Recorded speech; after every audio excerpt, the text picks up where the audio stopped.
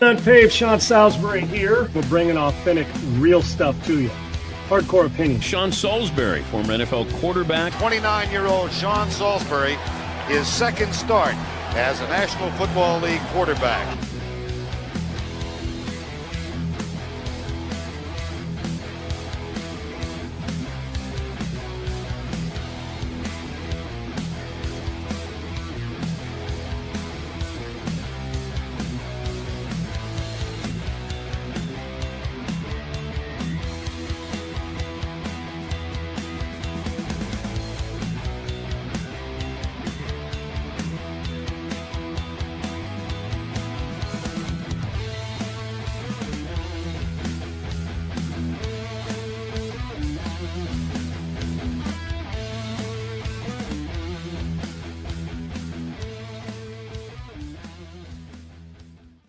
What's up? Welcome into Unpaved.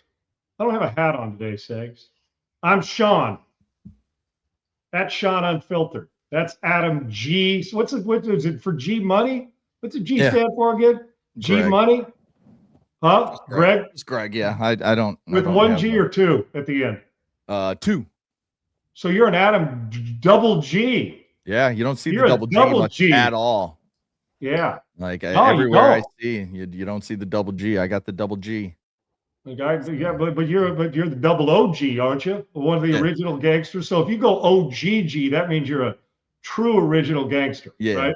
Right. You're an OG. What's up, man? 100%. Good to have you on. We got a lot to. Yeah, we do. And last night, obviously, is part of it as well. I thought we had some. I mean, the Purdue game was off the chart, Segs. We'll get to, but awesome stuff. I know you love this time of year too. It was cool yesterday too, because in Houston. Mm-hmm. From the, as I mentioned, the Houston Open, which is at a fun golf course. You can play normally for a cheap price, like you can't those public muni courses. They don't play like a muni, but you can miss and still play there. And then with the Cougars last night and in between the Astros, although the Astros would like to forget about yesterday because they picked right off where they left off, Six, trying to get the middle of the lineup driving in runs, and they didn't get one of them yesterday. Hey, Angels took care of their business. It could always be worse. You could be my White Sox and strike out, I think, 20 times and hit. It'll be a long year for your boys, Six. And yeah, I mean, it was expected. It was expected. Yep. The new Asian guy hit a home run, so that was kind of cool. And what'd you call it? The new Asian guy? Yeah.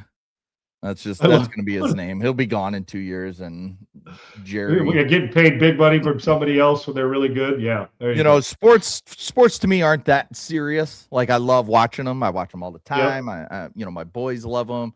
Especially one of my sons. He's constantly watching sports, and I don't ever wish harm upon anybody. But if there is somebody that I would, can I guess?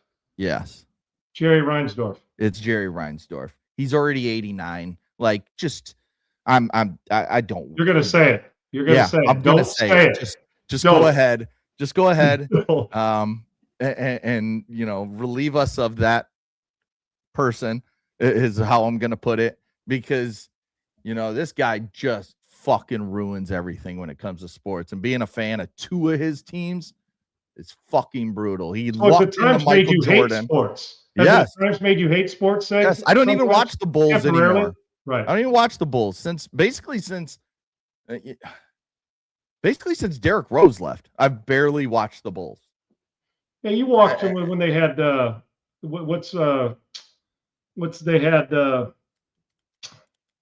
trying to think of the group. Segs, give me You mean a couple years ago?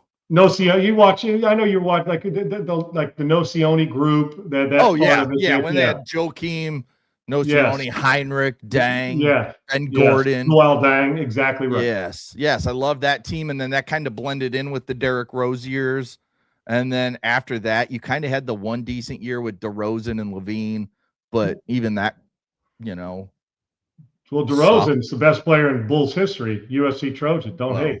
Okay. I mean, Jordan, DeRozan, 6 and 1 after the other. Yeah.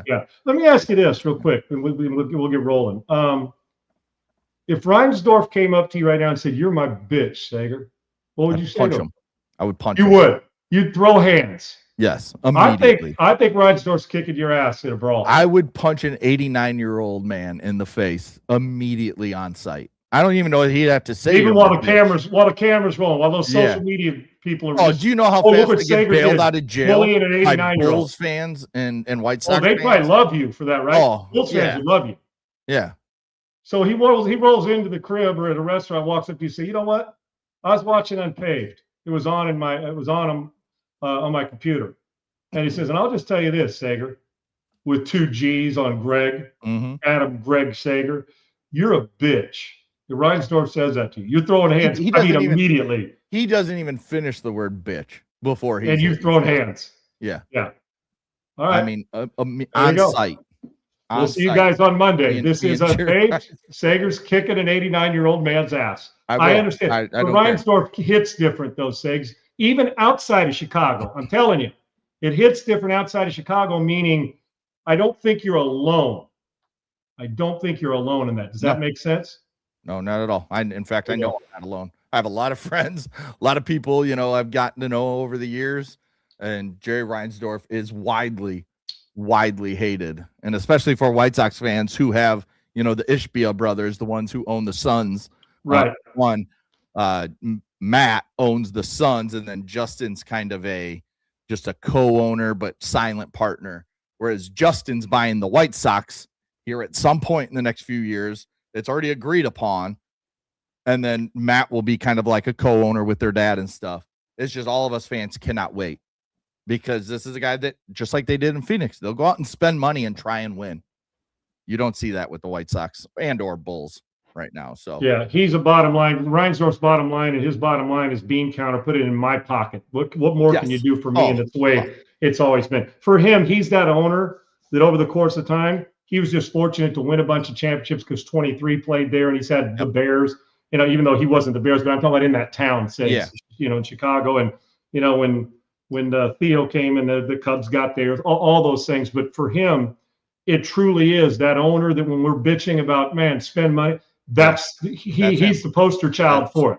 He's at least he's in the team picture of that. And Dustin, Dustin, let me tell you this. Dustin got the hotel diffuser, Segs, that I've been telling you, it smells like the Four Seasons Hotel. He got it. He says, damn, his house smells great. See what I've started?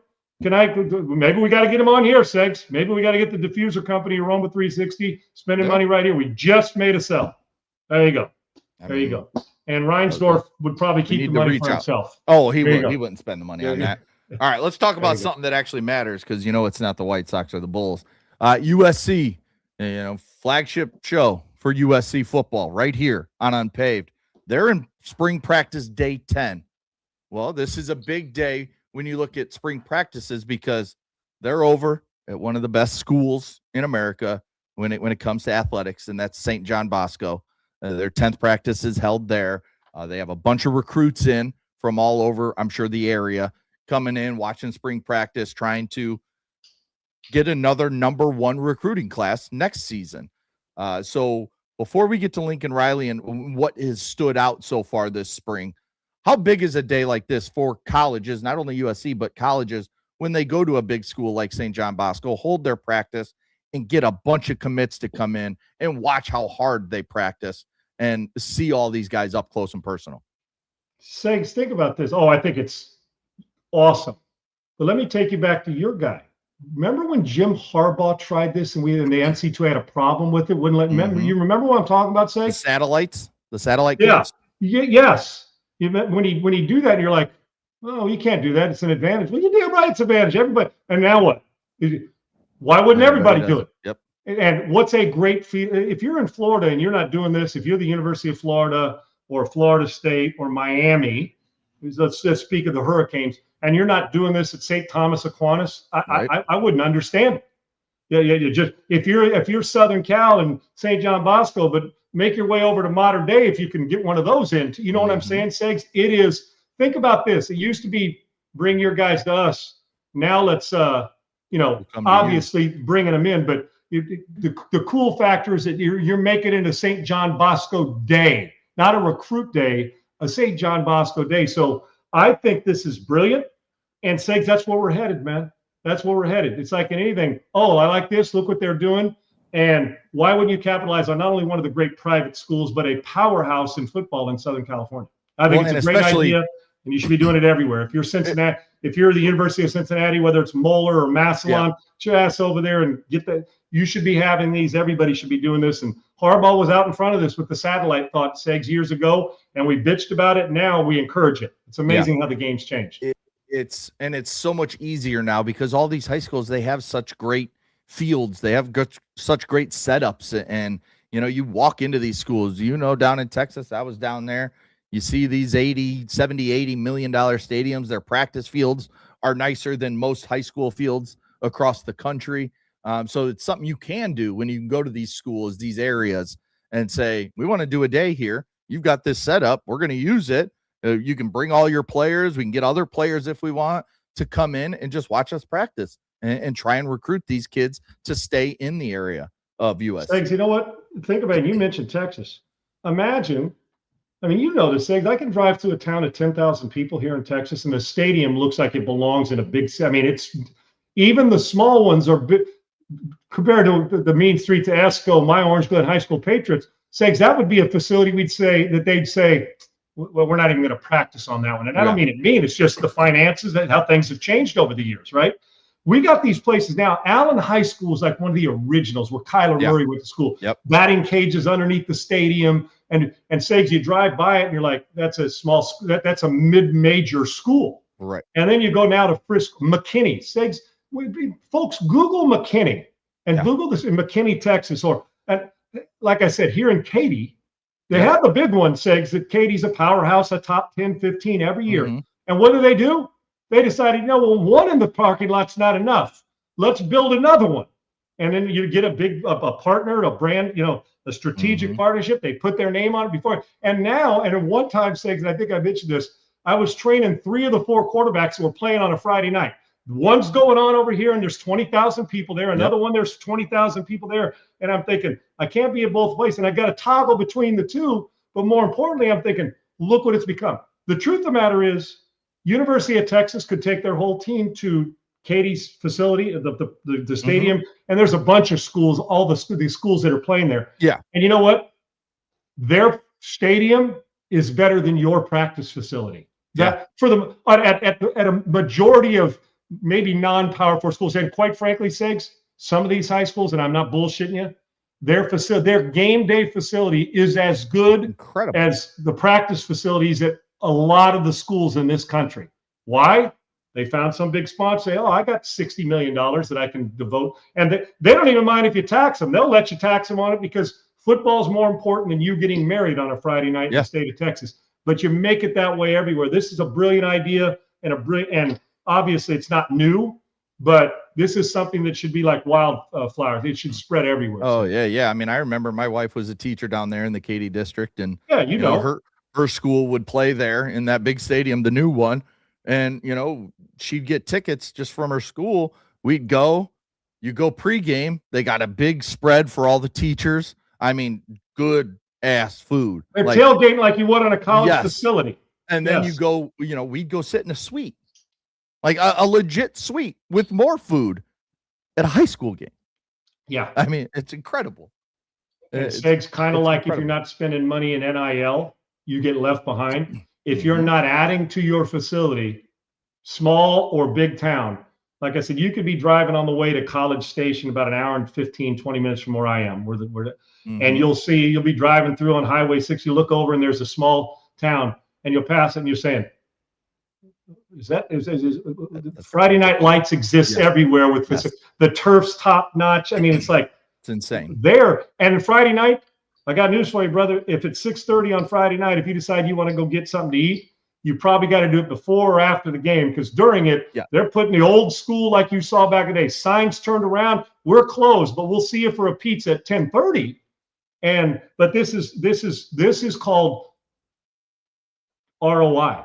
If you're USC, and just we're letting you see the importance of our brand for your people. And if it just gets 1 or 2, 4 or 5, because I got news for you over the last 20 years. You want to know how many people have come out of that school on our screen?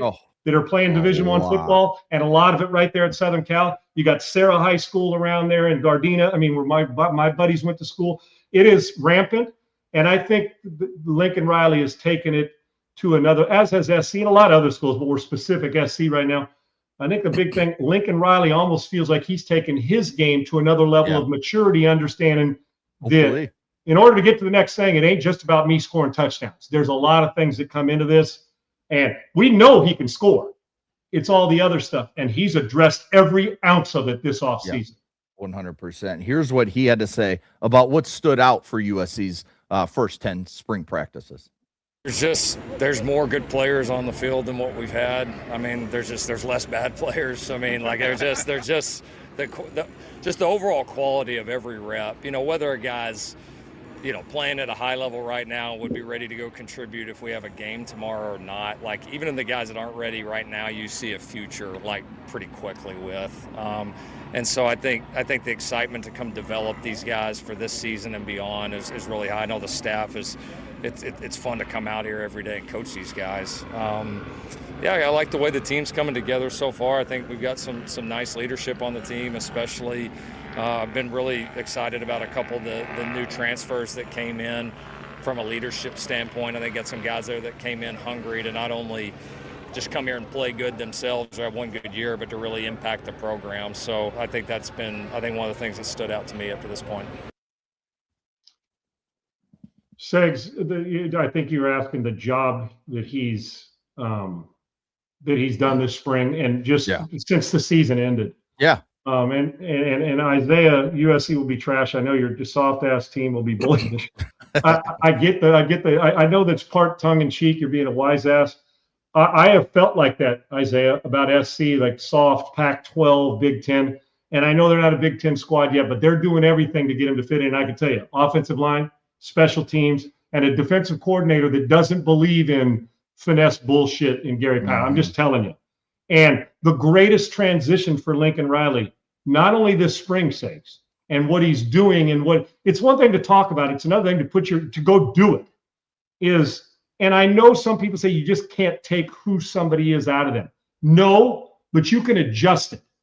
And I think the maturity and just listening to Lincoln Riley from the time he's at Oklahoma as the head coach to now, Segs, there's been this, and listen, nobody's more critical of the USC Trojans than me. While I love them, I'm also not the guy, well, we're 4-6 and we're playing shitty football, but boy, we're really good. No, if you're not good, I'm going to let you know about it. Doesn't mean you don't have good players.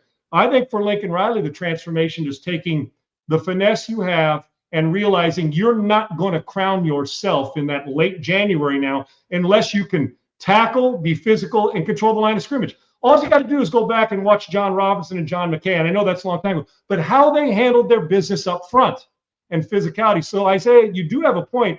Until USC proves, and they're not trash, but until they prove they can punch you in the face and take a punch and then re-deliver the punch, I get the thought process, but it's different. I'm just telling you, Sakes, I don't know if it's going to mean 12 wins, 11 wins, national champ. If it doesn't mean playoff, USC should make a change. I'm just telling you. And that doesn't matter to me. And it's nothing on Lincoln. I think he's a great dude, and he's a hell of a football coach. But number one recruiting class, did good enough in the portal, kept the people you needed to keep, Segs, and you hired the right coaches. What's the excuse, as I've said before? There is not one. So while USC still got to prove it, Segs, the greatest thing for them, while it drives old school Pac-10 and Pac-12 guys like me crazy, is the best thing for them was to get their ass kicked at times and understand the physicality of the Big Ten. I'm being serious. Yeah, because you're 100% it's one of those, you either keep moving, move back, or get the fuck out of the way. And I'm talking to USC. And there comes a point in time when you get pushed around enough, you got two choices, man.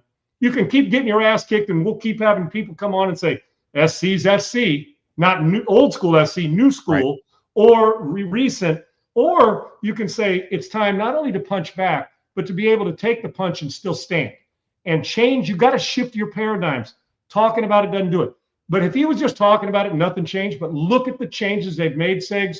I think that is in what the greatest thing Lincoln Riley's done. Create not only competitiveness, but physicality this spring. And it starts with the people he's hired and to get out of your own way, which is very, very important. As we've said multiple times, it is a massive year for Lincoln Riley. Tom Brady made some news yesterday. I think it was, this came out when he talked about maybe a return to the NFL, but here's what Tom Brady had to say about it. Clip of you playing flag football last week. I saw your nice little lateral move there in a pass that seemed like it had quite a bit of zip on it to Stephon Diggs. I'm not going to ask you if you're preparing a comeback. I'm not going to go down that road. All I'm going to ask you is if you have looked into the NFL rules of a minority owner temporarily coming back, say week 14 or something. Like, have you at least inquired if that's allowed? Funny enough, you ask. I actually have inquired, and they don't like that idea very much. So I'm going to leave it at that. We explored a lot of different things, and I'm very happily retired. Let me just say that too. So I loved being out there playing in the flag game. I love not getting hit. I've got a lot of really fun things I'm involved in, and it's never going to be old, and get old throwing passes to incredible athletes on the football field. But if anything, that game reconfirmed to me that I'm very happy in my retirement.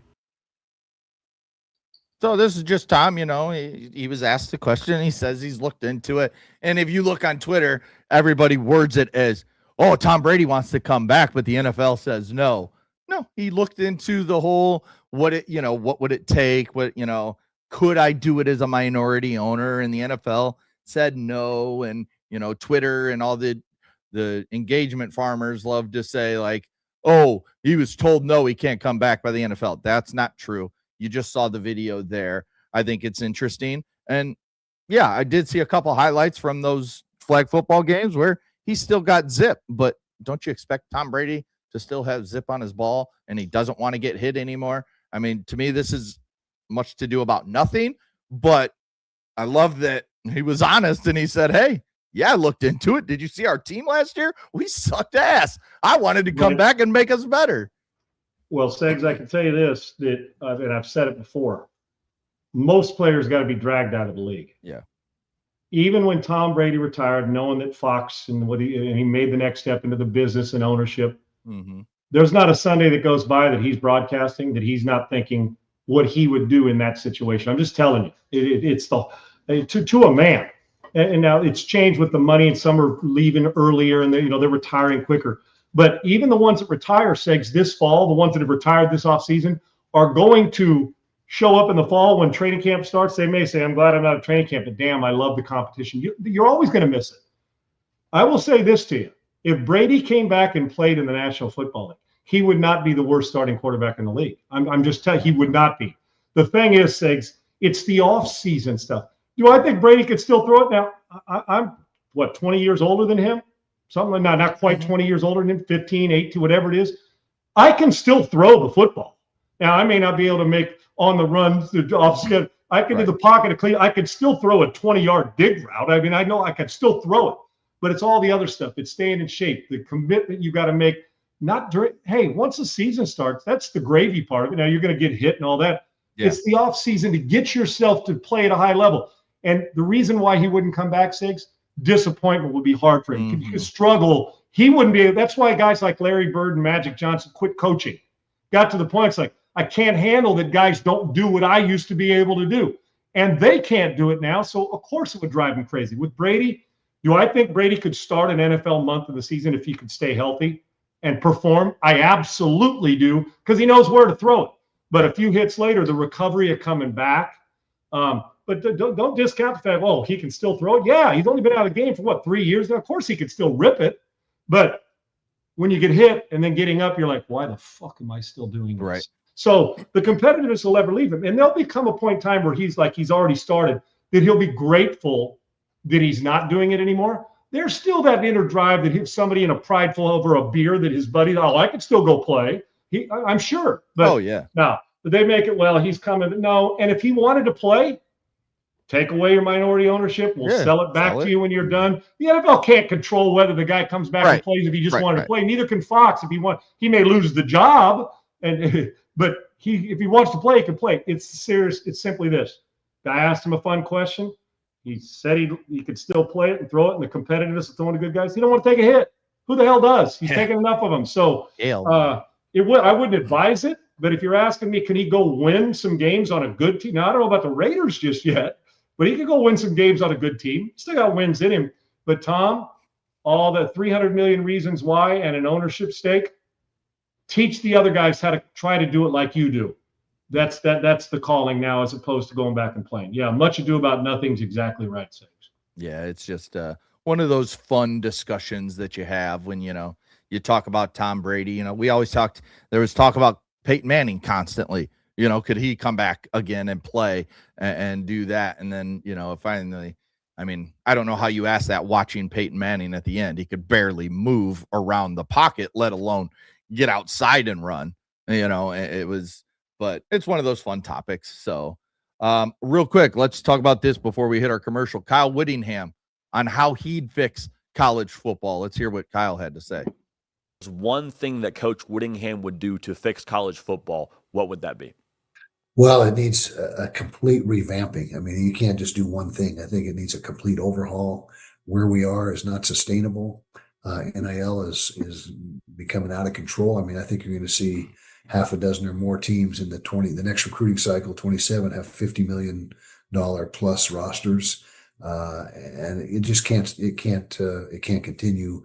And so we've got to rein it in. I don't have the exact plan or the exact model, but I know something that resembles an NFL minor league is probably a good starting point, is trying to get a salary cap and some guardrails up on this thing. Segs, what did I say 2 weeks ago? Did I not say we need a salary cap and this is nothing more than minor league football for the NFL? Yeah. So you've got to treat it as such with your business model. Kyle's 100% correct. Really good question. And what a novel concept. He got to the question really quick and let Kyle talk. Shocker, right? Hey. What a nice thing in media that we actually interview a guy and let him talk, and then and ask a short question, so the guy that you have on as a guest gets to tell us his insight after he's been in football for 50 years or whatever it's been. Listen, Kyle didn't say anything new, but he said everything right. We have to regulate it. It's out of hand. Now I want you to think $50 million rosters. We are eliminating. We are, as Eli Drinkwood said, Segs, it is going to be the Dodgers versus the Dodgers, Red Sox, the 5 or 6 teams that'll spend, and the rest of the world. And if you're able to Kansas City Royal somebody once in a while and win a World Series, that's the aberration. That won't be the norm. Well, I don't know why it's this tough. They don't have a union yet in college sports, Segs. They don't have one yet. You're not in that battle. The decisions you make, as long as the conferences will agree, the players don't have to say. They can quit playing. They're not going to quit playing. They're making too much money. Right. You have got to do it now. Limit transfers. You've got to put a salary cap not only on the portal, but on the new recruit coming in. You've got to put money on their head. I know that says, Sean, what is this, the cartel? No. I'm just talking about, so if he does transfer, it's got to be like coaches. Oh, coaches could leave when they want. No, they couldn't. If you want to leave and you're under contract, it's called a buyout. Yeah. And we got to put buyouts on non-transfer portal players, and we got to put salary caps on the transfer portal. It's so simple. It can be done with one vote. And now some may say, well, we're going to keep spending. We don't want to limit that. But eventually, it is not sustainable. Says you can't keep having one go this way and this go this way. And how many teams win a national title? And how many, in truth, Segs, do you think are getting the ROI from some 18-year-old selling a product for them? Not very many. It comes with the ring on the finger, the pride of I got a new suite and I spent $100 million on a new state. Of course, but it is not sustainable. Not at Michigan, not at Southern Cal, not at Texas Tech, not at Arkansas. It's just not. So you're going to get to the point where you're trying to fall off a cliff, but there's still some padding down there. You know the guy in the movies that jumps off the building and the cops put the dog on pad, the mat, the high jump mat down there, Segs? Yeah. The high jump mat is there for you. Eventually, it's going to get thinner and thinner and thinner, and then you're going to be landing on concrete. So you got to get it fixed. It's not anything new that we're bringing up, but sustainability in anything we do, food, clothing, NIL, transport. It's real simple. Price tag on the player coming out. So if you do want to leave, or if we can trade you, if we're going to do it like the NFL. You're getting paid like certain NFL players are, and in some cases more. Yeah. Kyle's right. You got to do it. If we don't regulate it, let it go, you will not have a soft landing spot. We're in danger of not having a soft landing spot as we sit now.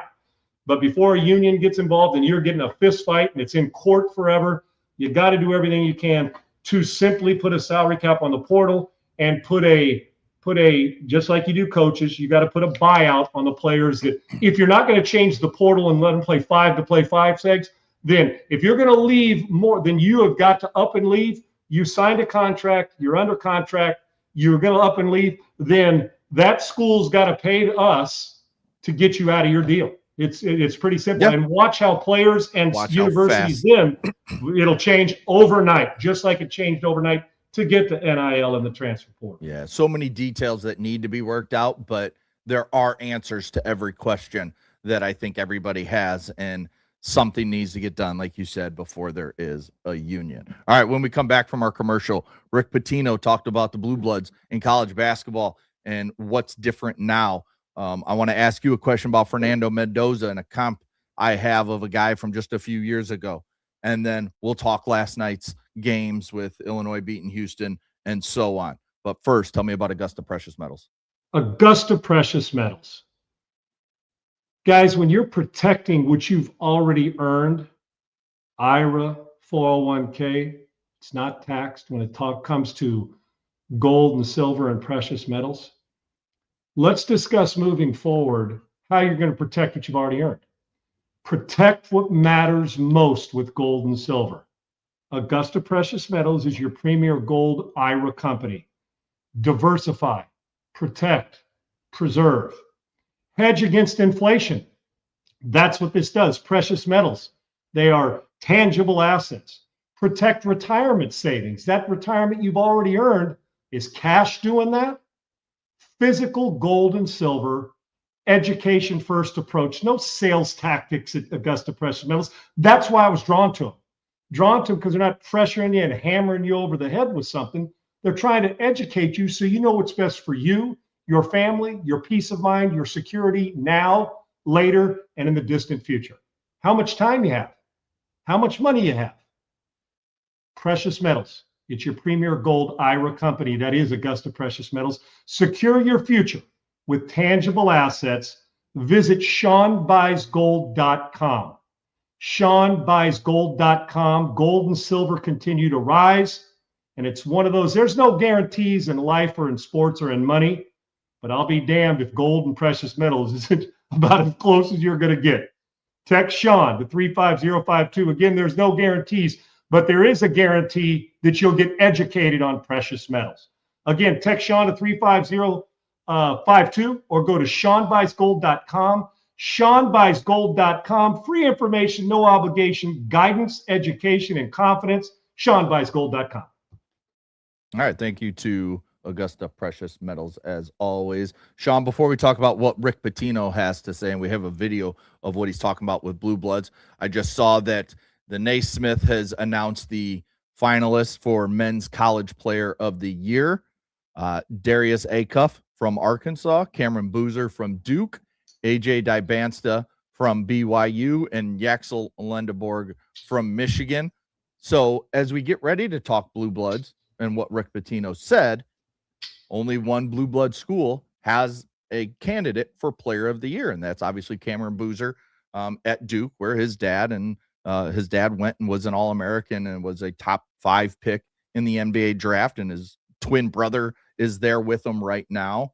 So when we talk about the Blue Bloods, things are changing, it feels like, with the transfer portal, with so much movement. If you can create a roster that fits your style of basketball and you get the right players, you can go win a national title now. But let's listen to what Rick Pitino had to say about Blue Bloods, and then you can come back and react to that. Bloods are dead. I mean, it's just they don't have the advantage they once had because now everybody's on the same level playing field. And there's no difference between an NC State and a North Carolina. There is no difference between an Illinois and Michigan. And is that based on what players want and care about? Is that a little bit more what you mean? Yeah, you're no longer going to Kentucky because of the facilities. or the great history. You're going there because you want to play for that coach, and obviously your contract is very good. It's free agency, and we all know the reasons why, and money has come into play. So what's the difference between the Knicks and the 76ers? Well, it depends on where you're from. So it's the same as pro ball. There's no difference.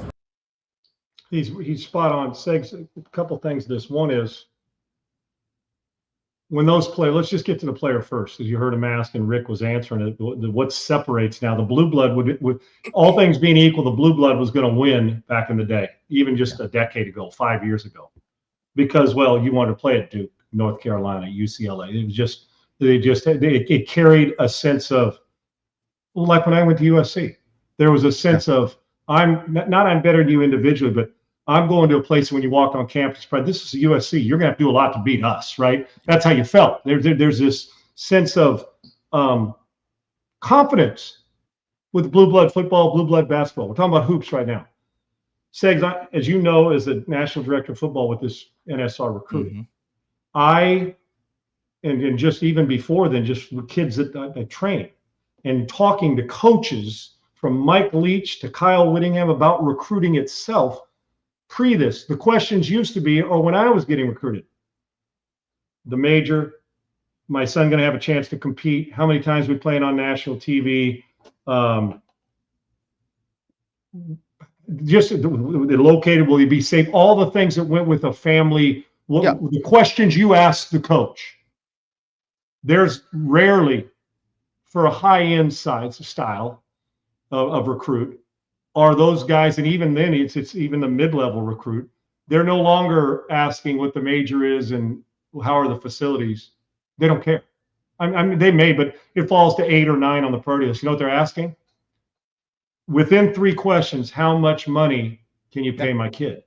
That's what's coming. So the reason why, and I had this conversation this morning before we went on the show, Segs, with another friend, is, and you and I have had the conversation, Rick Pitino. What made Pitino, Krzyzewski, Calipari? And I know people say, well, Cal used to pay him back at the Calipari. Forget that. I'm just talking, is they're supreme recruiters. Yeah. Pitino, a brilliant recruiter. Roy Williams was a brilliant recruiter. Bill Self knows that the best of the best know how to recruit. John Wooden may have done it a lot different than Rick Pitino, but the bottom line is they were the best at getting people, like in football, Nick Saban, Dabo Swinney, whoever it is that you consider blue blood or great recruiter. What is the great equalizer is now the money.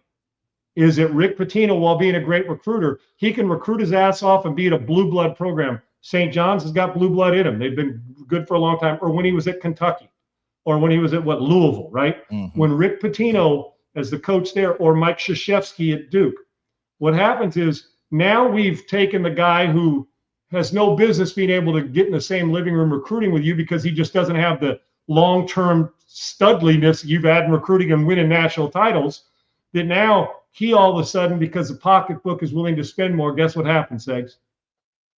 Now they've equalized it. Your Kentucky is no longer, the University of Cincinnati has just as much pull as you if they're willing to pay.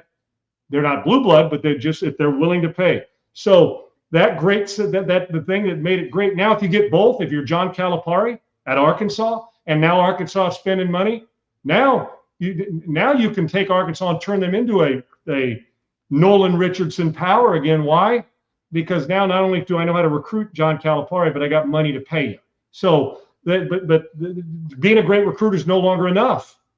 And so the blue bloods now, and you go back to, that's why you sit there and watch Iowa, who may not spend as much money as a blue blood program, can get players that can knock down shots and beat you. Why? Because your ability to recruit has been diminished because you're not paying the type of money. Why do you think you heard people that say, well, North Carolina better contribute more NIL? Hubert Davis, who was in the final his first year, now is out in his record. What'd you say, Segs? 128 and 40 or whatever it was while he was there. Some outlandish record, and that we're talking not about the blue blood North Carolina, about hopefully he'll get some support from NIL, or North Carolina just becomes another school. Mm-hmm. Are you kidding me? But that's the reality of the situation. And find me a coach who buys all into the NIL and that it's good for college sports, and I'll show you how many are in that room. Zero. But what it does do is it allows you to keep up with the blue bloods when you normally couldn't. So that mid-major, low-end school that's willing to spend money, look how quickly, and I'm not saying when I say low-end, I'm talking lower end of the Power Four where they're in the spending part. Look what it's done for Texas Tech in football. Right. Good program. Had some really good players, but we would not consider them a national blue blood powerhouse. No, really good. But I got news for you, Segs. With Coach Booker, the way they're coached now and the money they're spending, they ain't going away. No. They're not going. The kid who was going to Texas now is going to go to Texas Tech if Texas Tech's willing to spend more money on that said player in the portal or recruiting from high school. So the blue blood no longer has the kicker that it used to have, and it will force coaches out because why? They lost their edge, which is the recruiting edge that NIL has brought the great equalizer to. Yeah, money is the great equalizer No in doubt. everything, in every aspect of life. I mean, if you're going to get paid more to go to this job and, they're somewhat similar in what you want to do, you're going to take more money. Even if you don't like the gig that much, Segs, right? Even if you like the other gig more, you're Right. saying, yeah, I had 3 family members that went there or worked for that company at Ford or the Blue Blood Automobile Company, they ain't paying as much as Genesis is now, so we're going to go there. Yeah. It's the same in college sports. So perfect example. money rules the roost. It always has, Segs. It's just more relevant now because it's in our face and legal. Okay? Yes. It's not illegal. Something I noticed when we were talking about Fernando Mendoza, I was looking at some stats, looking at some numbers, and there was something that was brought up a lot when talking about a certain player 2 years ago. Quarterback, coming off a national championship, and kind of some people liked him, some people didn't. And that's J.J. McCarthy out of Michigan. I watched all his games. I watched most of Fernando Mendoza's games. But the numbers I'm talking about, now remember 2 years ago, J.J. McCarthy got trashed by everybody because remember throughout the year, Michigan was just beating the shit out of teams. I mean, just destroying them. He wasn't playing into the fourth quarter, right? So everybody said, oh, McCarthy hasn't thrown enough this season. Look at the amount of throws he has. Look at the amount of throws he has. Look at the amount of attempts per game. 17, 16, 21. Yeah, why don't we hear that about Fernando Mendoza? Now I'm going to throw numbers at you. J.J. McCarthy 2 years ago, 22 and a half attempts per game. Not a lot. Won a national title on a really good team. He had 332 in 15 games because then it was still the 14 playoff. Fernando Mendoza this year, 23.7. Only one more attempt per game. He had 376 in 16 games.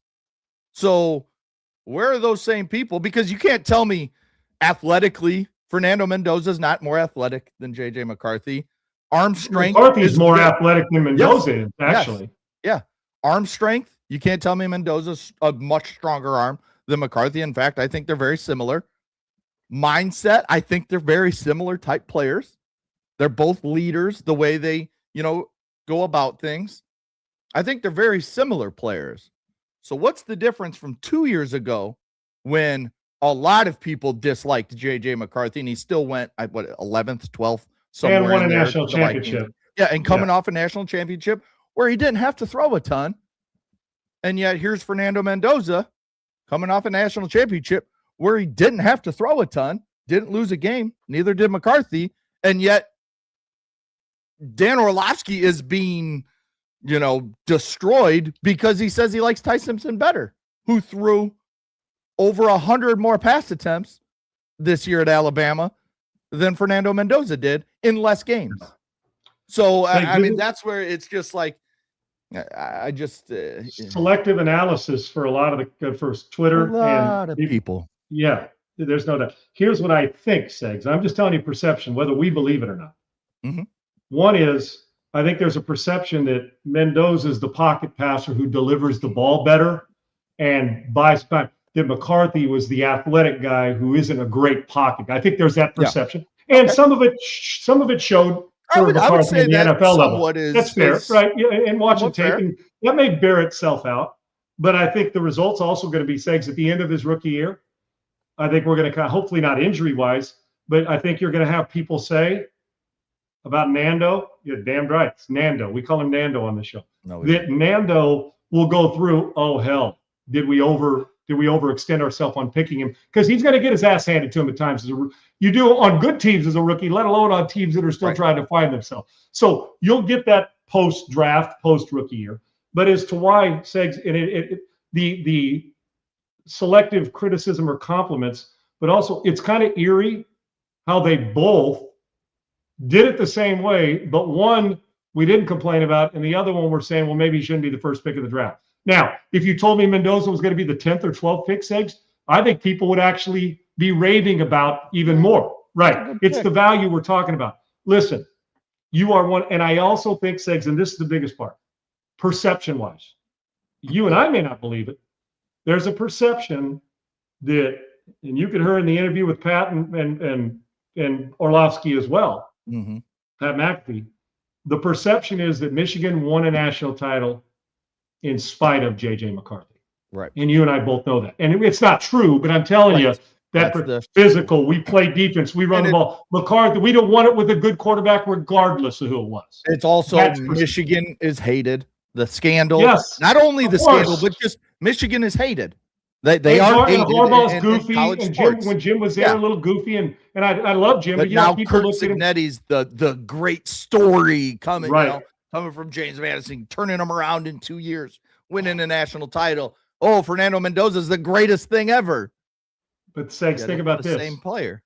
Think about this. Harbaugh, McCarthy. Well, Jim's played at Michigan, a Bears quarterback, coached at Stanford. All the things that, well, it's been a really good life for Jim, right? Yeah. Captain comeback. Yep. And then McCarthy, IMG guy, didn't lose much. Kind of a privileged career. Yeah, grew up at so you put them together, and so it drives people crazy, and they still went one, and we're based on physical. And we play defense. We run the football. Just give me a quarterback who doesn't get us beaten, we'll win. I think that's perception nationally. Okay. I agree with that. And even maybe for some Michigan fans. With Indiana, the underdog. Kid transferred from Cal. He's had some family adversity, which he still has to get it. He transferred. He's kind of a howdy-doody, Mr. Motivation fake. I get that too. I'm not making fun. I'm just telling you perception. No, that's how it is. And perception when it comes to draft, at times it's reality. Ask Zach Wilson and the New York Jets about that. And then there's this, oh my gosh, he's overcome. Look what he did in the Penn State game. They're not so. And the perception is that Indiana, when you look at it, Indiana ran the ball well, played phenomenal defense and special teams. Offensive line was really good. They kept the quarterback upright. They ran the ball, and they're well coached and well taught and well developed. But the perception is underdog coach from James Madison, East Coast. Look what he's done. And he's brash, and he showed you he believes in his underdogs, and that Mendoza is not your prototypical first pick of the draft. He's a guy, 1 year starter at Indiana. He came from, who knew 2 years ago, nobody knew of him. He was a transfer from Cal. And now that look what he's done, and he deflects to his teammates. He didn't lead the privileged life over. The perception is privileged on one side, overcame everything on the other. And I'm telling you now, that's part of the reason why. Because in truth, both good sized body. I mean, neither one of them are 5'10". Both of them can throw it. Both of them got a ring on their finger. Both of them, one's going to be the first pick. One was a first round draft pick. So the similarities, but Segs, it's simple, selective, and the perception. When it gets right down to it, at the end of his rookie year, we're going to come out of it saying Mendoza's got a lot he's got to learn, and that's okay. Yeah. He's a rookie. But the problem with him is, Segs, the patience going to be minimal because he's no longer the underdog now, Segs. He's the first pick of the draft. He's got a national championship. The expectations are through the roof, and Raider Nation will pepper his ass if he struggles, even though the team's not very good. So it's perception on this, because the truth is neither one threw a lot. Both have really good teams, and that's the concept. You want to have a God team where the guy doesn't have to throw it 35 or 40 times to win, but understands the role. And nobody understood his role better at quarterback in the country last year than Fernando Mendoza.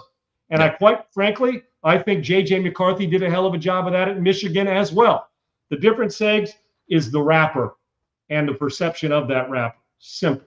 Yeah, one's the Reese's peanut butter cup privilege part of it.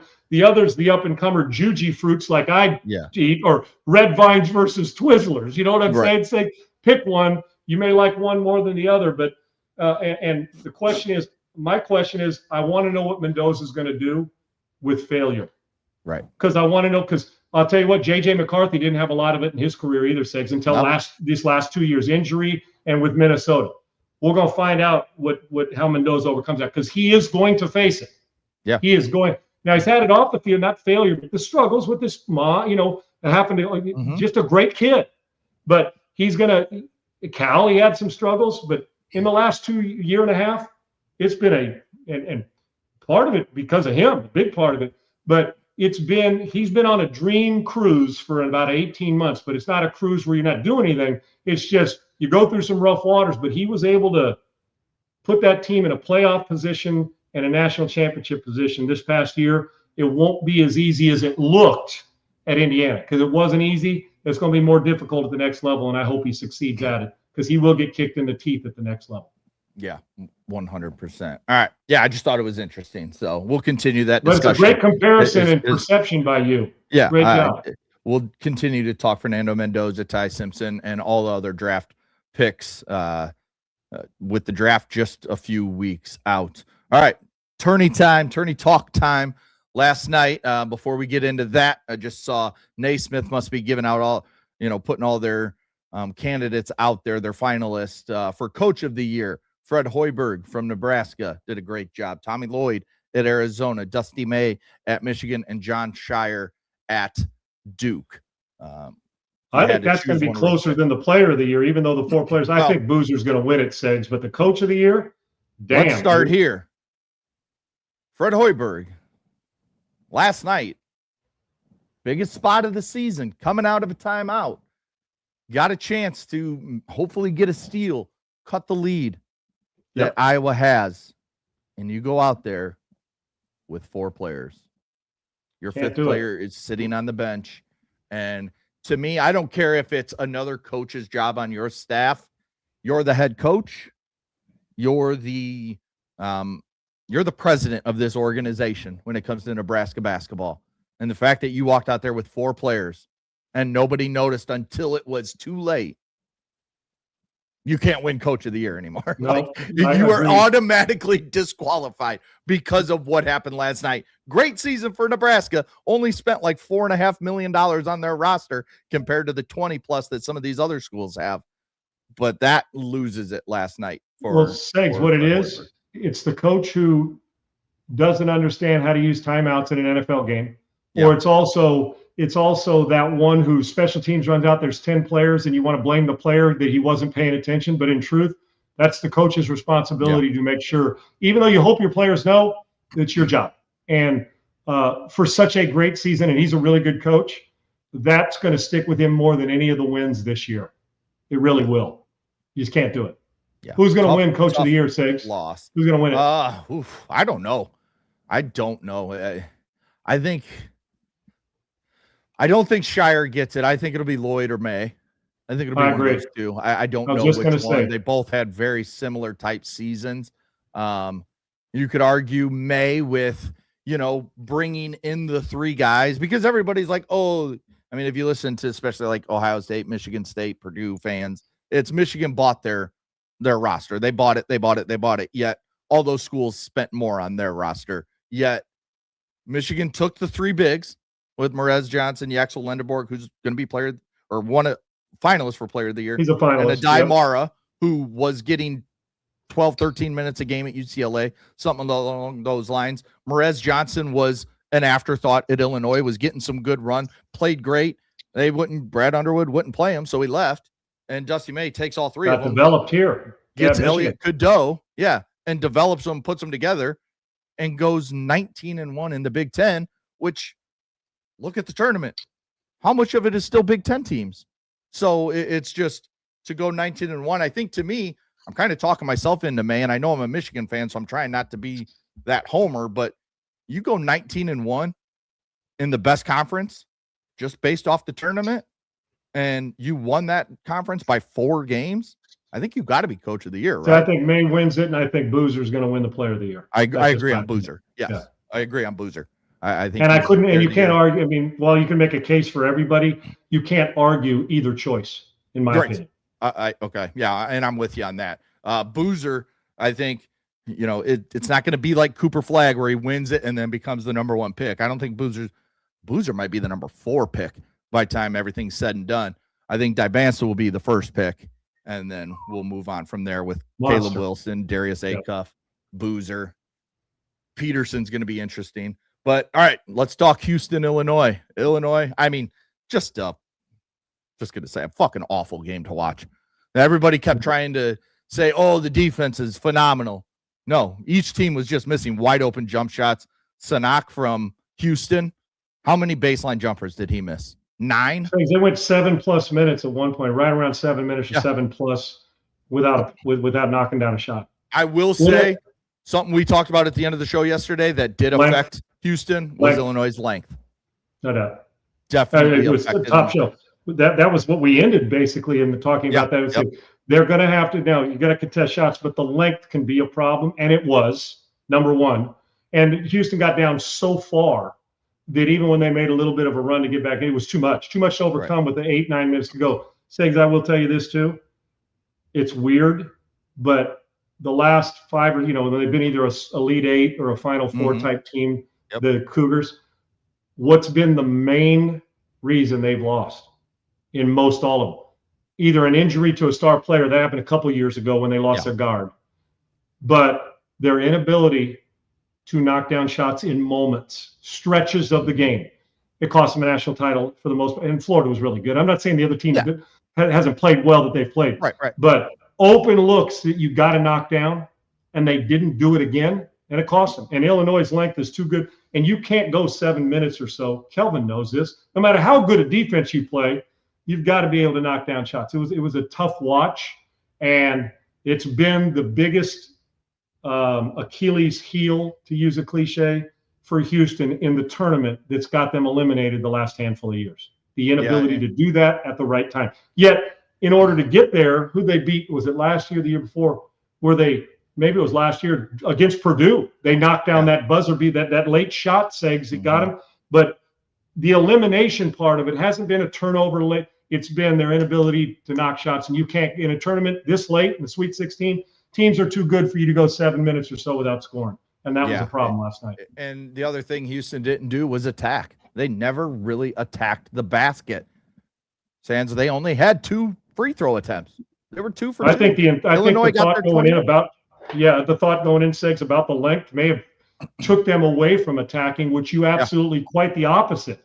You have got to do, you cannot, where length even fixes itself, even becomes more relevant, is when you try to play away from, because they get to use their length, attack to them and make them force them. Because I saw a foul at the end of the Purdue game.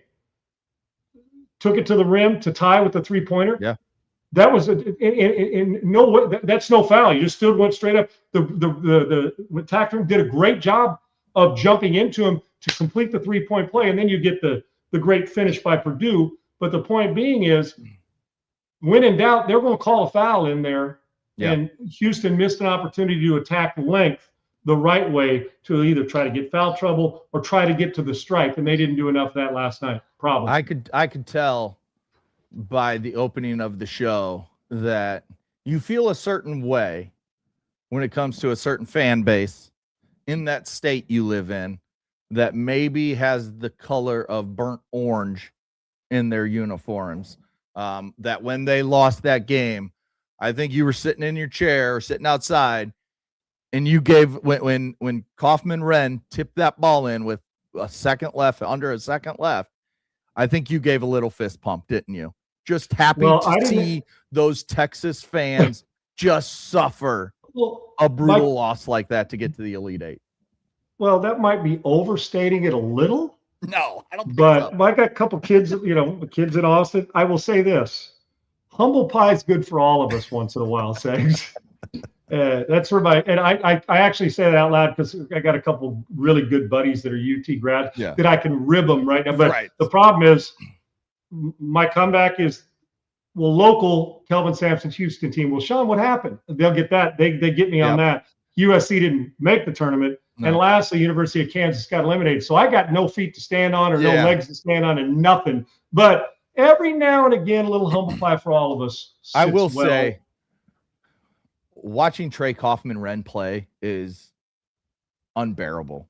The way he just flops around and just shoves. And I mean, he takes physicality past that point of just playing physical basketball.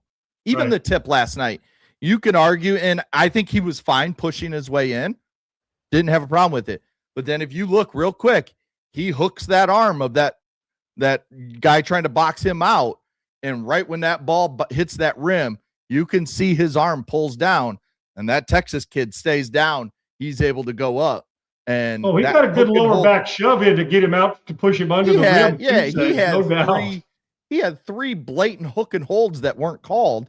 And I mean, it was just the one they reviewed and said they gave the foul to the Texas kid. And I was just like, what is happening right now? What are you watching? No doubt about it. Yeah. So that was brutal for Texas. But yeah, it was a rough night. And then Arkansas didn't show up. I just needed it so I could rib a couple of my guys in the burnt orange, a couple of my good buddies. But like I said, I'm like, what's the bird that stands on one leg, Segs? What is that called again? What is it? The flamingo. Yeah, flamingo. I'm a flamingo when it comes to this end. I mean, I've still got a bunch of teams standing, but none that I would normally root for are alive and well. So I don't have much argument for them. But I'll tell you what, I thought that the job that Texas did to get to the tournament after to play their way in, take care of BYU, and the way they played there. I thought that they were fantastic. It was a tribute. I wanted to see the matchup with Arizona just because Sean Miller. No doubt. But Sean Miller did a great job of elevating this team. He did a great job. Yes. But late in that game, he made some brutal mistakes that, I'd have to go through and write them all down. But I mean, at one point he inbounded to I don't even know how you say his last name, number 8, the big white kid that can't shoot a free throw to save his life. And then he knocked down 2 free throws. He did make the free throws, right. But it was like, why is your inbound play going to him? Why is he on the court Yes. knowing he's going to get fouled? Right. It was just, he made a few bonehead plays down the last 10 minutes of that game that I'm just like, what are you doing? Like, what? And if it wasn't for the Mark kid that, transferred from Texas, and then I think he was at Arkansas and now at Texas, they're not even in that game. I mean, he rolled that ankle early on that, undercut by Lawyer, and he rolled his ankle, and kid still came out and just scored at will. Yeah. And it is so much more pleasing to watch a left-hander just score. I don't know what it is. It's like a left-handed baseball swing. That just it's more enjoyable to the eye to watch how they do things. The optics are pretty cool. I can tell you this though, that University of Arizona team's playing good basketball right now. They are. When we're talking about just moving forward, they're playing pretty good basketball, man. Yeah. And then tonight we've got first game is Michigan, Alabama, and then we got Duke St. John's kicking off. Duke St. John's is the first game to kick off at 6:10. Michigan, Alabama's at 6:35, and then we've got a Michigan State, UConn, and Tennessee, Iowa State. So we have 4. This is a great night games. College hoops. Yes. Yeah, I'm pumped. I'm pumped for all of them. A Friday night, I'll be in front of my TV the whole time watching these games. I'll tell you what else though, for me, is this St. John's game with Duke is going to be a monster. It's going to be awesome. Yeah. I can't wait to see it. Duke better show up early. You play 25 or 28 minutes of this one, you're getting run, dude. Trust me. Don't let Ejiofor get going. Do not let the other kid. I hate having a bad memory.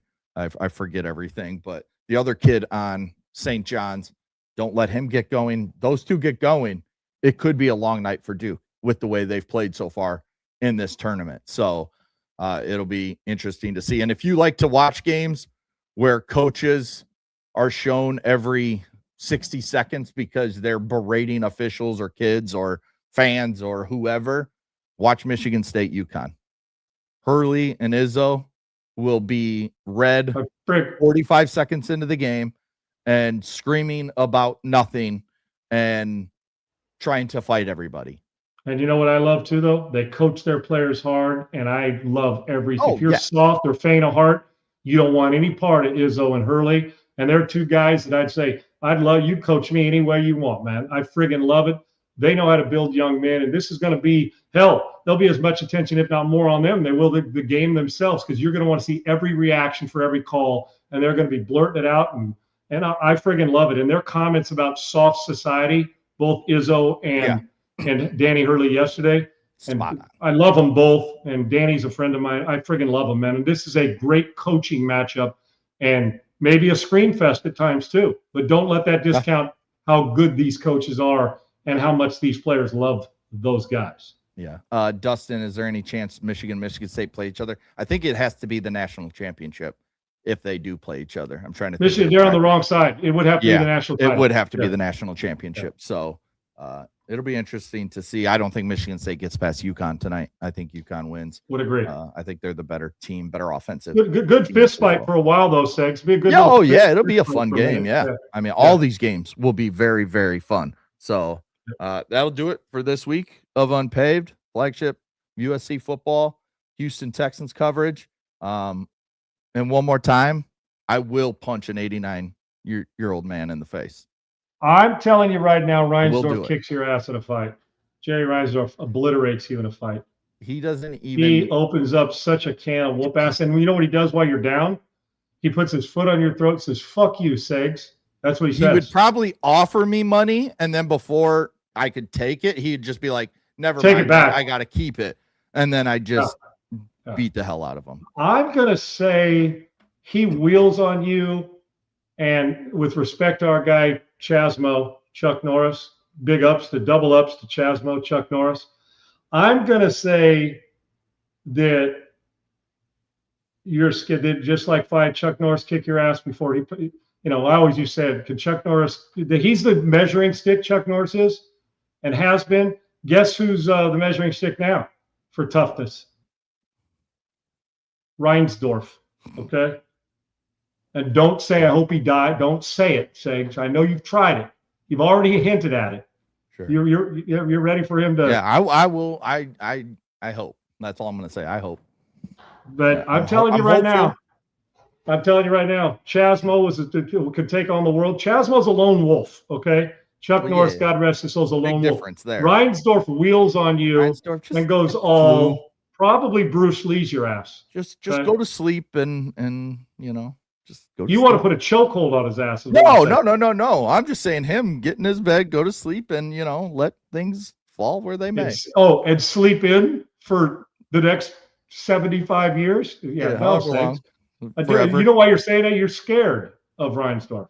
I'm not scared of anything. I want my teams to be good. Bulls will never be good because his kid's still around. He's a fucking idiot too. But the White Sox will be sold, and that's what I care about. But anyways, oh my gosh, I'll give it to you, Segs. I don't think Reinsdorf can handle you. You might be able to open up a can on Jerry. You might be able to. He would not be breathing by the time. Would you kick his ass with one hand tied behind your back? Yes. Yeah. Still. Yes. All right. I would hit him in the face with a snow shovel if I had one.